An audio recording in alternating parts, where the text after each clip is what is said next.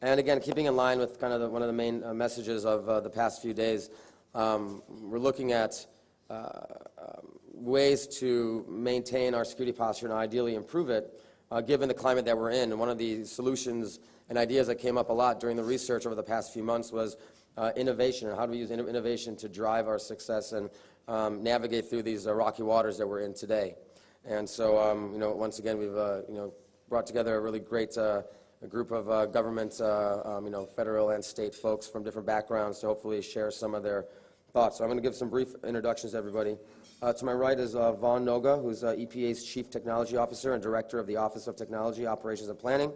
He has served in a senior executive role at EPA since 2008. Prior to public service, he spent nearly 4 years supporting EPA, with over 2 years as the CTO for CSC's Environmental and Citizen Solutions Group. Next to Vaughn, we have Larry Hale, who is the Director of the Office of Strategic Solutions and Security Services in GSA's Federal Acquisition Service. His current programs include SmartBuy, the HSPD 12 Managed Services Office, the Security Services Division, and FAS Cloud Computing Acquisition Programs.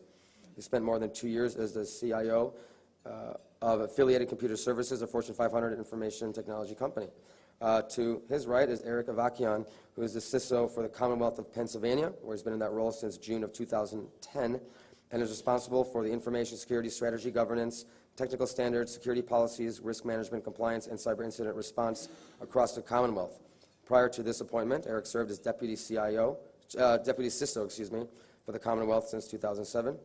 And last but not least, a great friend, Phil Wenger. Many of you have heard him speak here before. He's an awesome moderator, very smart guy, and helps me out a lot, so I want to recognize that.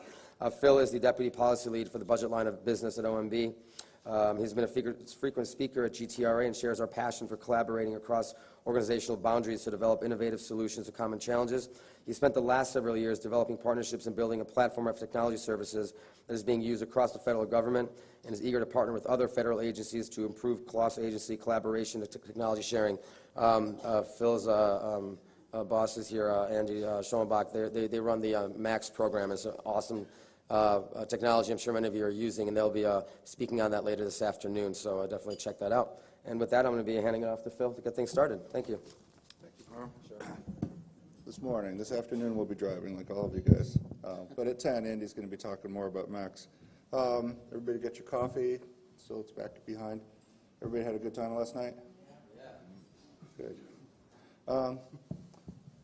So we're going to talk about innovation. We're going to talk about security. We're not going to talk about budgets, but we all know we're in eras of declining budgets, and for a while, not just last year, not just this year, but for a while, there's not resources that we can see out there that are coming.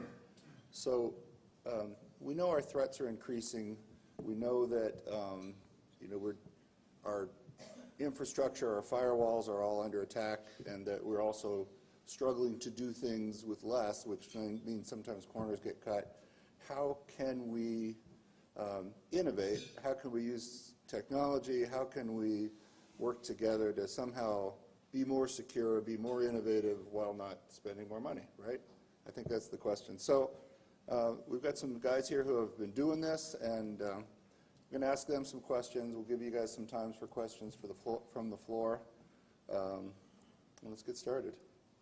So thank you. Thank you all. I want to start, and I'll open this up for all of you. How has your organization dealt with budget cuts in technology and security over the past decade, and what positive stories do you have to tell? Let's start from the end, Eric. Sure. So in the Commonwealth of Pennsylvania, state governments really, I think in general, but Pennsylvania's not alone, really has been struggling with budget cuts really going back over the past 8 years. So this is something that we've been working through for a very long time. And as we've worked through that, you learn to do with, I think, more of the resources that you have, and you have to innovate. Some of the positive things that's come out of the past 8 years, some of the things that we've done is we've centralized email through a centralized email exchange for all Commonwealth users across all agencies. That was a big win. Additionally, we've implemented an enterprise email encryption solution for all agencies as well. So when we looked at some of these enterprise offerings, it was trying to look across agencies to see what what commonalities of needs occur across the agencies, and try to consolidate some of those needs for enterprise offerings. And so even in the tough budget cycles, we were able to do that and show a cost savings as a result of centralizing some of those services. Centralized data center consolidations, what we're going through right now. We continue to do that. That started a few years ago. And a consolidated controls framework. Through that consolidation of data center consolidation, we've consolidated the audit controls for all different compliance regulations. And that reduces costs as well. So if you can show a reduction in costs through some of these innovative ideas, it leads to success, and that's some of the things that we've been doing in the Commonwealth over the past few years. Thank you. Larry? Well, one of the things that we learned in preparing for this panel is that the state and local governments have been dealing with this austerity measures a lot longer than we have, and they've taken a lot of innovative approaches that we will undoubtedly, the federal government will be forced to take as we start to innovate and start to deal with the budget cuts. We don't know how deeply IT budgets are going to be cut as agencies' budgets get affected, but we can certainly plan for the need to cut, the need to be innovative. And it provides an opportunity, provides a fertile ground for that innovation. What GSA, in migrating its email from an on-premise managed, owned, operated system to a cloud-based email system, basically took 17,000 mailboxes, migrated it to the cloud. The ongoing cost is cut in half, and through the use of NIST's risk management framework ATO process, the cloud service provider is meeting or exceeding our security requirements. So we're saving half the money. We're getting professionally managed emails. We're getting collaboration tools which promote innovation, and it costs about half. That is available today on GSA's Alliant, and through the Alliant GWAC, agencies don't just get the email boxes, they get the assistance, they get the integration services, the migration services that they need to get from current state to the future state, because every transition is a challenge. No two are alike. So while we are working on a BPA to provide email services, if you don't want to wait, if you can't wait, if you need it now, the Alliant vehicle is available right now, and GSA used it successfully and can certainly help other agencies see how we did it and help you do it too. So it's an interesting question. How do you deal with budget cuts? I think that the better question is dealing is so now. I think it's better to, how do you plan for budget cuts, right, which is forward-looking. And I think that's something we've been doing at the EPA for several years.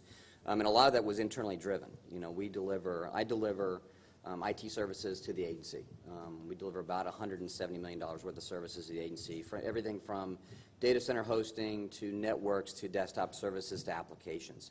And so we heard from our users a long time ago, wow, this is expensive. What can you do? And so as part of our efforts within the EPA, we really looked at everything, right? Innovation is not just a thing. It's not just a technology. It's a business process, right? It's how you award contracts. It's how you manage contracts. That's really something we looked at, is where can we generate savings, and so we can actually improve our services. One of our goals was we're either going to deliver more services for the dollar or we're going to decrease the cost. And that was really an overarching goal we had in the EPA. One of the things we did is we recompeted a large contract, right, and we generated savings really quickly, and that translated back to my customers, right? We were able to deliver more. We were able to deliver things like we just pushed this out across the agency. One of the goals for the agency was to improve telework, right, to promote telework. Well, the barrier to that is some of the security issues dealing with how do you authenticate or securely authenticate users, right? Before it was token based, which is expensive. Right? It may be cheap for some folks, but certainly within the EPA, it's a cost. Right? What we were able to do is actually incorporate the cost to deliver that type of service to all the employees in the agency. So there's not an employee in the agency now that can't remotely work. And really, those are some of the overarching things that we've been working on. And You know, going back to innovation, I look at innovation as there's the big I in innovation and there's the little I in innovation. And certainly, no one's going to argue that a tablet, right, an iPad or any one of the other tablets out there is not innovative, right? But I think really what we need to look at is the application of technology is really where the innovation happens, right? Having a tablet is not innovative. It allows you to do your email and it allows you to do your calendar and you can surf the web. Where I see true innovation is how do I actually couple that to back-end systems to make someone's job easier, right? That's my job, is to make their job easier, more efficient, right? Instead of a responder going out and writing notes in their notebook and coming back and spending hours transcribing that back into some sort of system where it's probably going to have errors, is how do I capture that at the point, right? And that's really where we see those technologies, and that's really the way we're going. Okay. Larry, you talked a little bit about the Alliant contract. What other innovative security or acquisition solutions does your agency offer that can help us with these things? Well, so one of the great opportunities for innovation is in shared services. It's in using common tools and common acquisitions. We've worked closely over the years with the Information System Security line of business. It's a mouthful, the ISSLOB, or the ISLOB. But you've got about 20 agencies. Executive agent for that is DHS. And you have 20 agencies that are leaders in information security, all getting together, working with GSA to identify sets of tools and toolkits that they want to share, they want to use across these agencies. The first one that we did was called Situational Awareness Incident Response, SARE. Now we're calling it SARE 1 because there's a SARE 2, and Bobby mentioned yesterday morning there's a SARE 3 that's in the works. But Situational Awareness Incident Response 1 was a BPA, a blanket purchase agreement, where any agency, any federal agency, can buy network mapping, vulnerability assessment tools, network path discovery, just a whole suite of security tools. And basically, so Federal Acquisition Service, Integrated Technology Services, we've got this thing called Schedule 70, right? There's 5,000 vendors on Schedule 70, anything in IT. If you look at the brochure, you know, every block is checked. You can get anything. But that's purely commercial products and services. What we did for the ISLOB in the SARE acquisitions is we took that broad field of commercial tools, security tools that you can get, and we narrowed it down specifically to meet the requirements of federal government information security. And then with that narrowing down, we also raised the bar. It's got to be FDCC compliant. It's got to be SCAP compliant. It has to be, if it's got encryption, it has to be FIPS compliant. So we raised the bar on security, narrowed the field from this broad myriad of commercial tools, and then in focusing in on the set of tools that met the requirements of the ISLOB, we were able to negotiate down the price. So essentially, we took a lot of the guesswork out of the acquisition so that you, information security people in the federal government, can get the right set of tools with the confidence that it meets the federal requirements, it's got the blessing of the ISLOB members, and you're getting a good price. So that's SARE 1. We did the same thing, the same concept for SARE 2, which is a different set of tools. And then we said, okay, this is a great model. This is a great concept. But what about, that's fine for software and for tools. But what about services? What about getting to ATO? What about the risk management framework? So this one was complicated. I mean, think about it. Getting a service provider to work on your ATO package, no two systems are alike, no two frameworks are alike. It's a very complicated environment.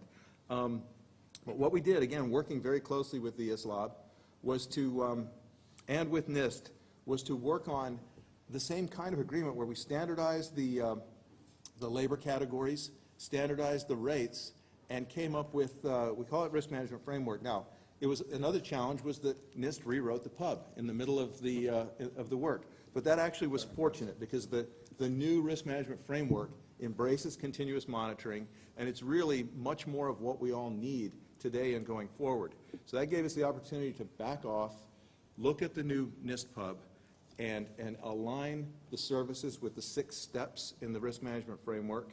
And we have 14 different service providers, 14 different awardees on this BPA. It was awarded this year, earlier this year, and it's available now. So you can, basically, all 6 steps to get to ATO, you can use this, this contract vehicle, this BPA.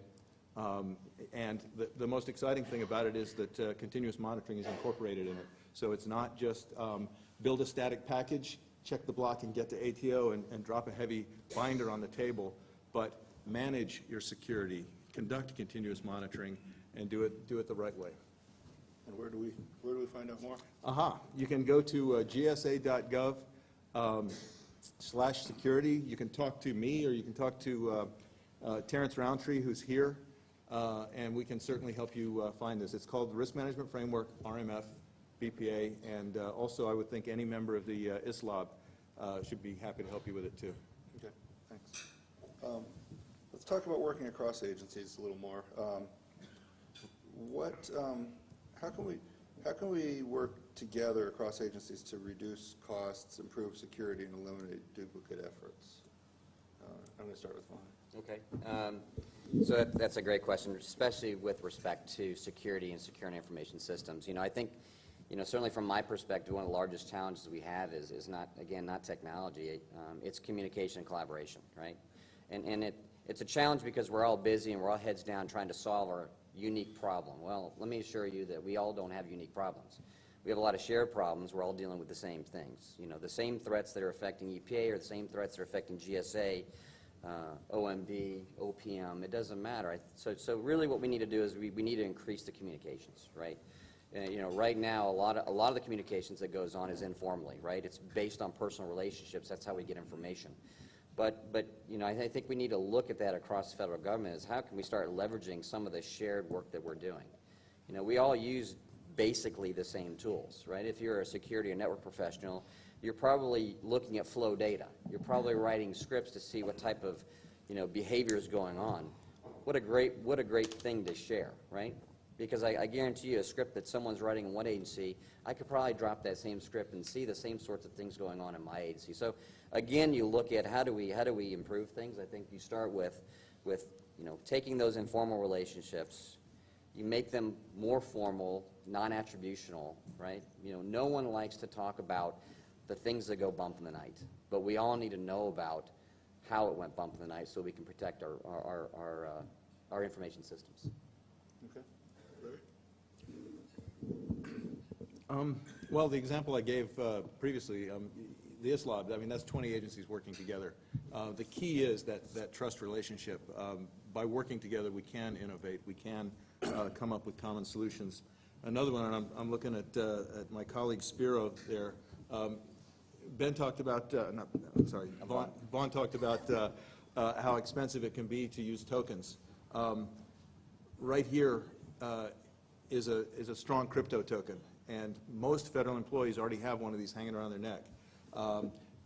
We have the HSPD 12 Managed Services Office, 90 agencies, almost 750,000 users, and everybody has 3 or 4 PKI certificates hanging around their neck.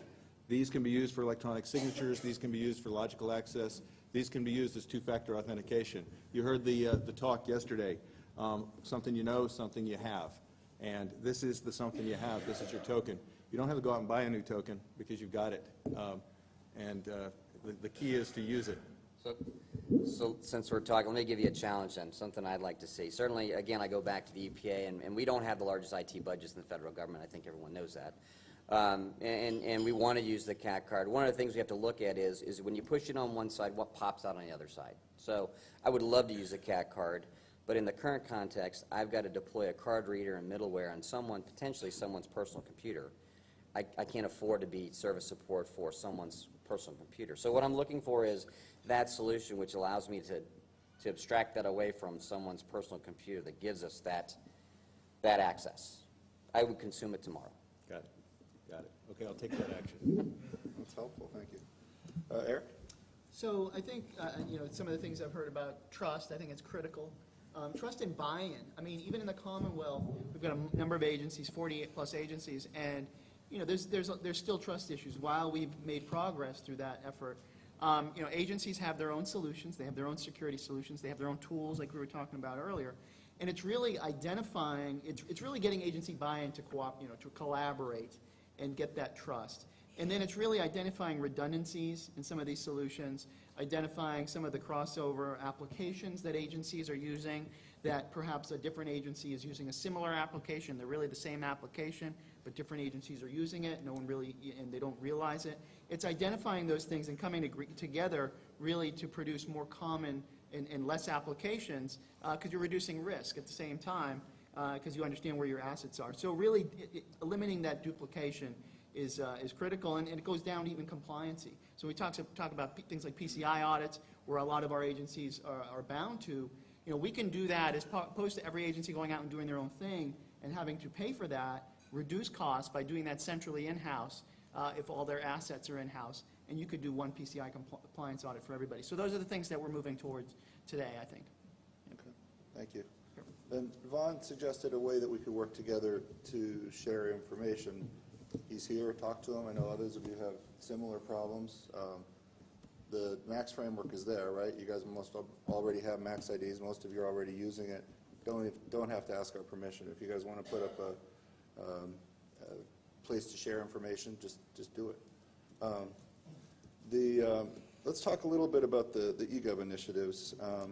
How do you guys see shared services, data center consolidation, and cloud computing affecting enterprise security?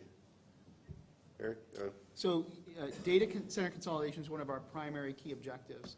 We actually started that effort about a year and a half ago or 2 years ago. We're pretty well on in data center consolidation. And a lot of the lift, or the heavy lift that and some of the pain points that we felt early on, was a lack of agency involvement, really wanting to take part in that consolidation. So there's some of those pain points, I think, that we felt early on have been overcome. So there is a mountain that one must climb when you talk about consolidation, but it is possible. We've climbed that mountain, and we're really on the tail end, where now you've got that buy-in from agencies, and the benefits consolidation, at least from a security standpoint, are fantastic in my eyes, because you're lessening risk, you're identifying assets, you know where all your assets are. From a DR perspective, it's fantastic, because now you can do a centralized DR. You can move all these applications offline to a DR facility on an enterprise level. So there's a lot of benefits to that. So we've passed that hump from a consolidation standpoint. We still have a little bit further to go. Some of the important things, or the takeaways to that when we started the consolidation efforts, is we definitely started with some of the low-hanging fruit, or the agencies that wanted to participate in this. But then you had agencies that didn't. And it was critical to get some of those agencies on board from the start to show that movement in progress, because if you leave the heavy lift to the end, it's going to be very, very difficult. So those are some of the learning points that Commonwealth had. And as opposed to cloud, that's definitely one of our innovative initiatives that we're working on now. As far as internal cloud, we're putting that together with platform as a service, infrastructure as a service, and providing that model within our own center. As far as public clouds go, we're still evaluating that, and that's something that's on our radar. Thanks. Larry? So as agencies move to consolidate, as they take steps towards categorizing their assets and moving towards virtualization, the one great opportunity for cost sharing is the shared ATO. And I'm thinking in terms of infrastructure as a service. If you go with the cloud offering of infrastructure as a service, think about the cost of doing an ATO on your own infrastructure, on your, even if it's an outsourced infrastructure, if it's a contractor managed infrastructure. There's a tremendous cost in getting to ATO. So one of the innovative services that we're offering right now, and that EPA is taking advantage of, DHS, Labor have already made awards on our infrastructure as a service, BPA. Now, we may get to talking about FedRAMP later on. But when we did this Infrastructure as a Service BPA, we knew that the timeline for FedRAMP wasn't going to be ready, that there wasn't going to be a FedRAMP when we awarded this. But we didn't want to award this cloud service and then leave it on every agency to do their own ATO for a shared service. It doesn't make sense. It's too much burden. It's too much cost on the agencies. Now, it's a hard thing to do. We've got, on the Infrastructure as a Service, there's 3 lots. There's web hosting, virtual machines, and cloud storage. And we've got 12 vendors, each offering at least one of those 3 lots. So there's 23 different systems to get to ATO, shared systems. But we took it on.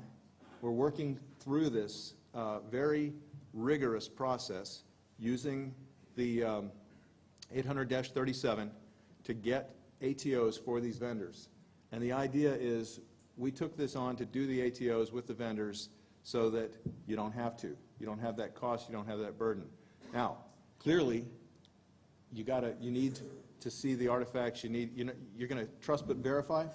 Okay, so yeah, okay, a government agency did the ATO, but if I'm going to use it, I want to sit down, I want to see the artifacts, I want to see the test data, I want to touch it. So, with cloud, you're already taking that leap of faith that you're not hugging the box anymore, okay? It's a service. You're buying it as a service, you're consuming it as a service. But we're not asking you to take the ATO on faith. We are making our ATOs available for our customers to view. We're obviously continuous monitoring is a big part of that. But that's an area where I think that shared service is hugely important, and it saves real tangible dollars for the agencies that consume it. So tell us just a little bit more about the difference between the GSA ATOs and the FedRAMP ATO. Okay. Great Sorry. question. Which I And didn't tell him I was going to ask him. And the FedRAMP memo, I don't know if it's signed yet. It may have been signed this morning. It may have been signed yesterday. But the concept of FedRAMP, so the ATO's authority to operate for a shared system obviously need to be done to a common standard with a common set of controls, an agreed upon set of controls. Now, like I said, when we did Infrastructure as a Service, we were anticipating FedRAMP. So we built it based on the consensus set of controls, 800-37, that it looked like we're going to go into FedRAMP. And as the community worked on FedRAMP and updated those agreed upon controls, by the way, for FSMA moderate, we're talking moderate, we made sure that those controls were in the ATO that we gave, that we are issuing for these Infrastructure as a Service vendors. So we're talking about a FSMA moderate. Here's the difference. Legally, any ATO could be accepted by any agency anytime. You don't need FedRAMP to say, hey, I'm going to accept your ATO. EPA, I trust you. You did an ATO on your data center, and I'm a tenant in your data center. I'm going to trust your ATO, and I'm going to use it. That was always legal. The idea with FedRAMP is to take that to the next level and have this joint authorization board and have a higher level of trust. Well, if DOD, DHS, and GSA all signed off on this, they all agreed on those controls, and they all gave it their authorization, then the agencies should have smaller deltas that they need to worry about that say, okay, well, they have this set of controls, but I have these 3 that are my favorite controls that I have to have. And the idea is that agencies can save that money by only testing to the deltas, to the difference. So it's a higher level of, it's 2 things, right? It's the controls and it's also the governance structure. Absolutely. That comes with FedRAMP. That's helpful. Vaughn? Okay. So relative to eGov and some of the initiatives there, certainly we're in it. We've been doing cloud computing and shared services for a long time. I mean, I would be a hypocrite to say that I'm not going to consume the services. I offer cloud-like services to my agency, right? So we already provide that centralized application hosting environment for the agency. When I look at cloud services, I look at opportunity. Certainly we consume GSA networks. It's one of the things we did a couple years ago. We had to get out of our network and get into a new network. Now, we could have gone down 2 different paths. I mean, I think at that time it wasn't thou shalt use networks. There was still a choice.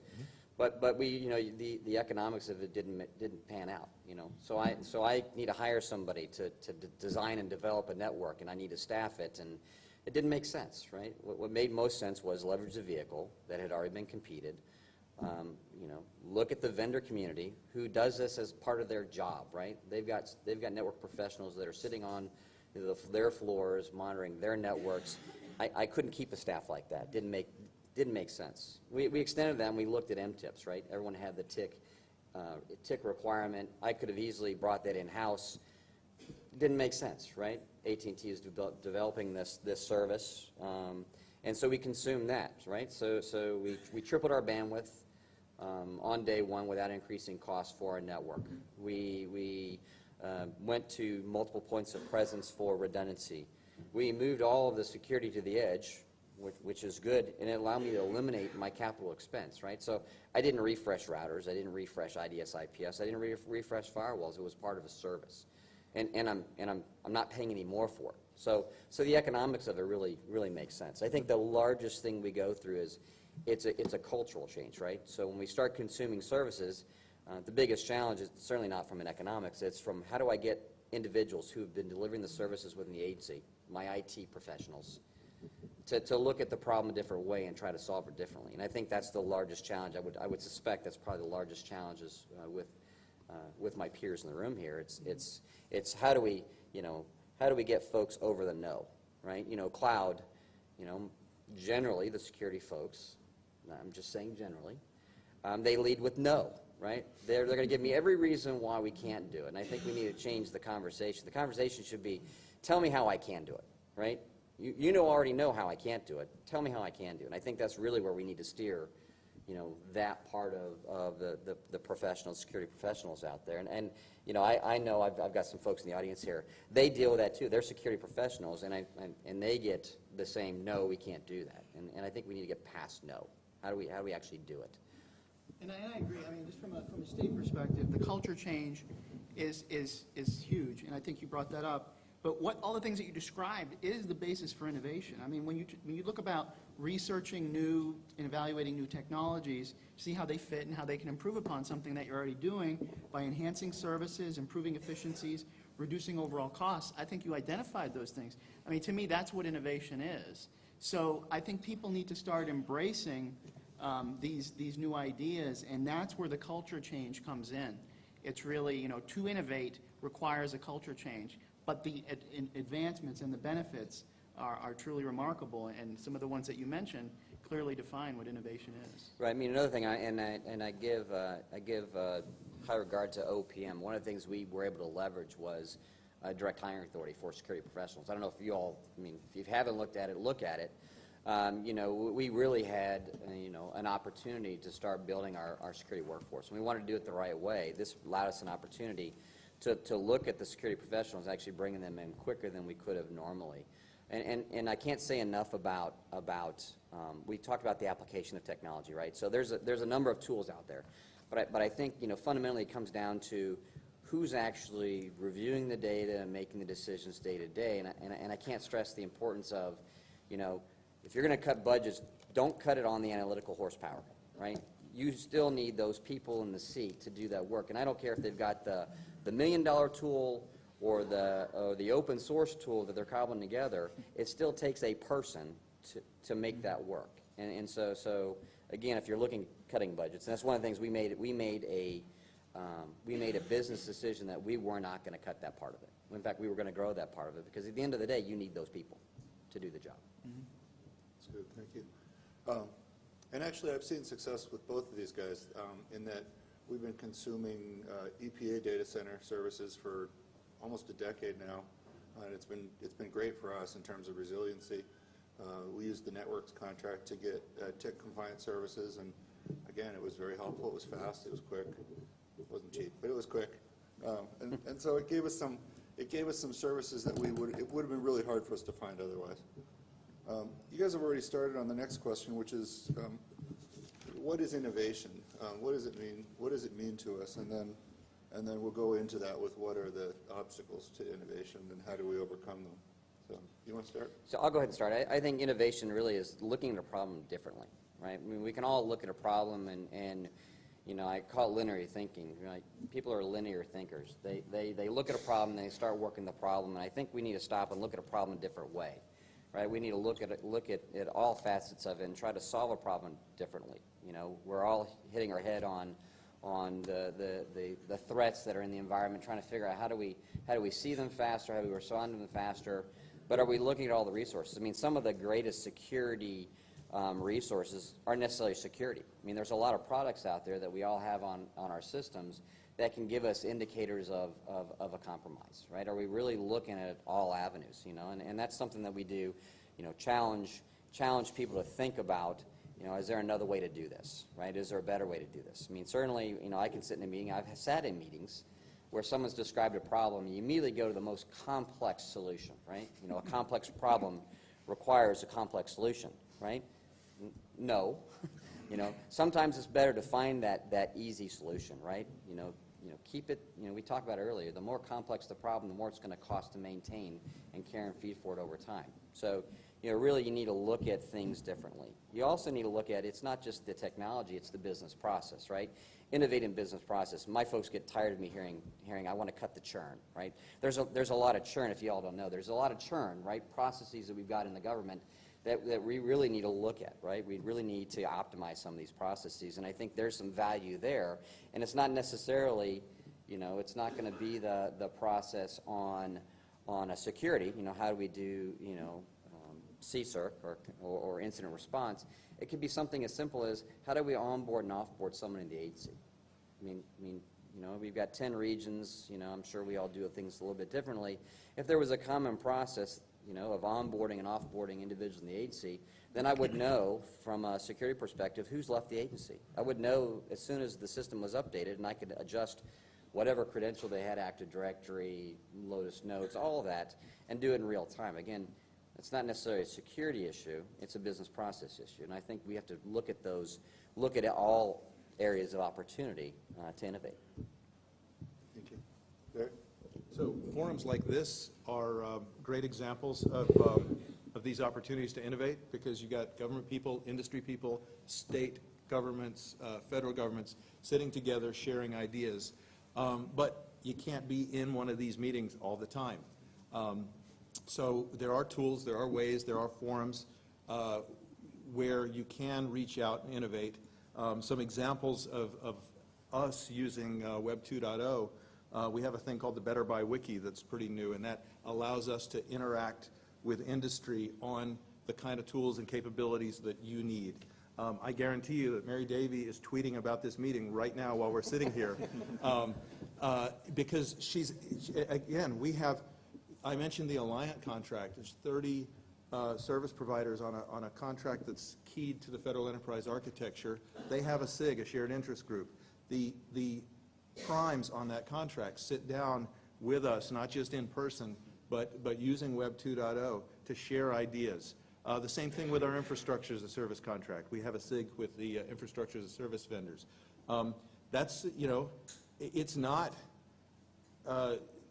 all happiness and light. Those are opportunities to talk about difficult things and overcoming difficult obstacles. But that's where the innovation occurs, is where we sit down with them and tackle the tough issues and deal with problems in order to get the solutions on the street and make it better. And we certainly invite you to share with us in those kind of discussions and collaborations. One of the biggest barriers to innovation, honestly, is the lack of collaboration and the lack of trust. So the more we do get together and talk through these kind of things and work together, the more innovative we can become. Okay, thanks, Eric. And what's interesting with that, and I agree, it's a challenge, the collaboration aspect, but it's also an opportunity, because innovation requires that. Innovation brings out the discussion, the collaboration for new ideas.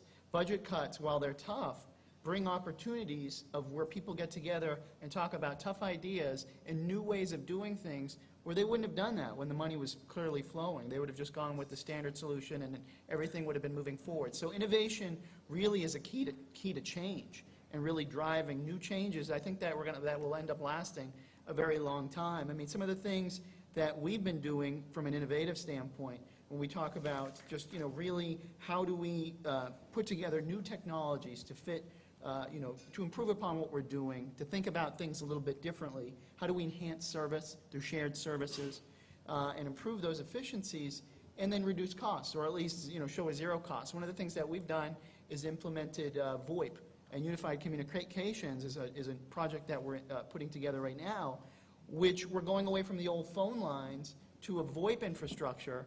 And the benefits of that, not just with voice, will be things like instant messaging and more unified communications throughout. So the benefits of putting a solution like that in place is innovative. Probably wouldn't have been possible if these challenges didn't exist, because we have to show neutral cost associated with putting these solutions in place.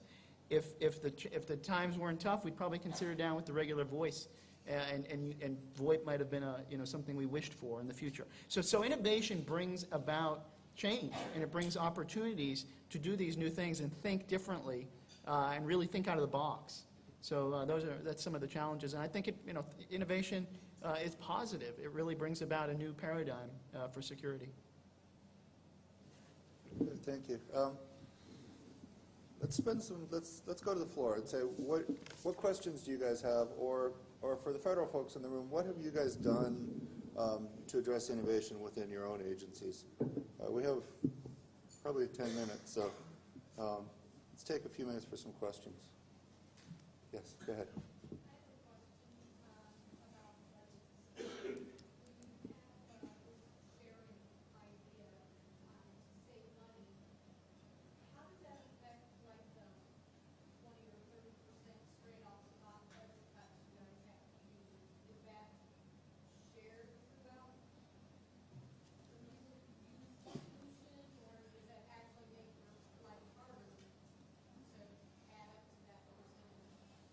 Sure. So the question was, if we do sharing across programs or agencies, and we have budget cuts, how does the budget cut get distributed? So is anyone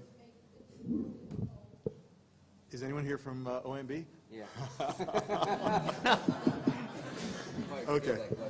I love fielding this question, which is, you really should talk to your examiner about that. Yeah. But actually, I'll let these guys field it more effectively. What I will offer you, obviously, every agency and how they handle their budget is a matter for their budget office and the budget examiner. What I will offer you is that as we migrate to shared services and as we migrate to cloud-like services, and I use that because I'm really talking about the way things are paid for, as you migrate to a more predictable, steady stream OpEx versus CapEx, where you're not necessarily refreshing and replacing at these budget peaks, but rather you've smoothed out the budget process, there's an opportunity to have that more predictable, hopefully lower, but more predictable budget going forward, where you're not having to suddenly deal with the spikes of, oh my God, this is the year where we have to refresh everything, and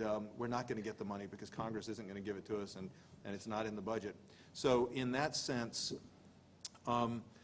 taking out the peaks and going to a more predictable, smooth, level budget at least gives you that ability to manage the steady state and convert to a more OpEx-based approach.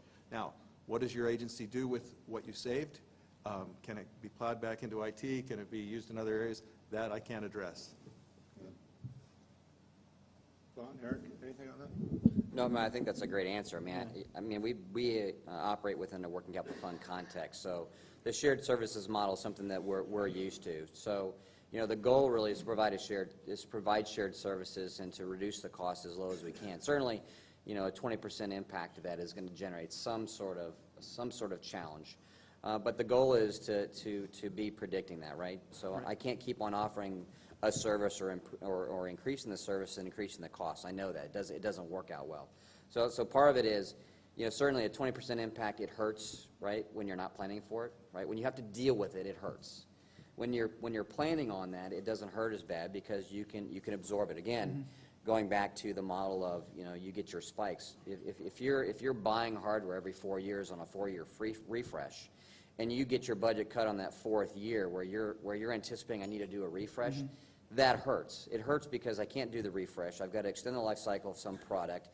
It increases my risk. If I'm able to amortize that cost over 4 years, I lower my yearly cost so I can absorb that 20% cut a little bit easier, right? I can still do my refresh. It may not be 100%, but it's going to be a certain portion of that I can do. So again, I think, you know, within the shared services context, it makes a lot of sense, right? You know, certainly if you look at industry, you know, they're familiar with that, you know, how they run their companies. I mean that's just something that they've dealt with, deal with on a routine basis, something we're going to have to deal with. And I think it's a challenge. I mean, even in state government, where, you know, every agency has their own budget and in a shared service, those are things you have to forecast for. So I agree, you've really got to look far ahead into the future. You know, we look 4 to 5 years out, minimally, to really determine and really look at what could happen, what can be impacted. We keep a close eye on the state revenues that are coming in, and it's really trying to forecast that, and then make some you know, try to make some creative ways to see if we can lessen the burden to ensure that these shared services continue by showing the benefits. And once again, it's cost reductions. If you can make a case for that to upper management, at least in the cases that we've tried, it seems to have worked when they see the value of this. So it's definitely a challenge. Yeah, I think the other thing to remember, and you know, I've said this before, you know, I provide IT services, right? I enable folks to do the mission, right? So my job isn't to grow the IT budget. My job is to reduce the IT budget, because every dollar that I save goes into the mission of the EPA. The mission of the EPA is not providing IT services, right? The mission of the EPA is protect human health and the environment. And again, we need to focus on that, right? So my challenge is to convert those savings so they can use that to support their mission. And really, I think at the end of the day, you have to maintain the focus. What am I here for? What is the agency here for? And let's create that context and get it right. Go ahead.